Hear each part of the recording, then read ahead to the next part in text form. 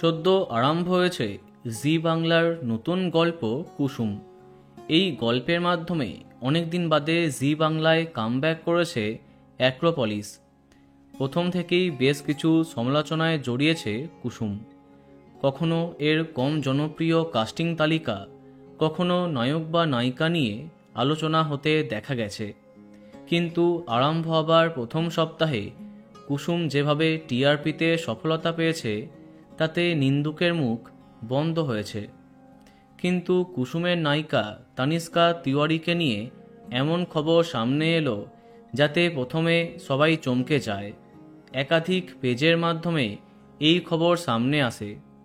দর্শকের সমালোচনার জন্য বদলে যাচ্ছে কুসুম। অনেকে আবার এটাও জানায় মুখ বদলের মাধ্যমে নতুন কুসুম হচ্ছেন নবনীতা। সত্যি কি তাই? না, এমন কিছুই হচ্ছে না। নতুন নায়িকা হবার কারণে তার অভিনয়ে হয়তো সামান্য কমতি আছে, তবে আস্তে আস্তে তানিষ্কা যে সবার মন জয় করে নেবেন তা নিয়ে সন্দেহ নেই। ইতিমধ্যে প্রথম সপ্তাহেই প্রতিপক্ষ ধারাবাহিকের থেকে অনেকটা এগিয়ে গেছে এই ধারাবাহিকটি। তাই কুসুম চরিত্রে মুখের পরিবর্তন হবার খবরটা যে নিছকই একটা গুজব তা বলার অপেক্ষা রাখে না। এখন কুসুমকে তোমার কেমন লাগছে কমেন্টে জানাতে পারো।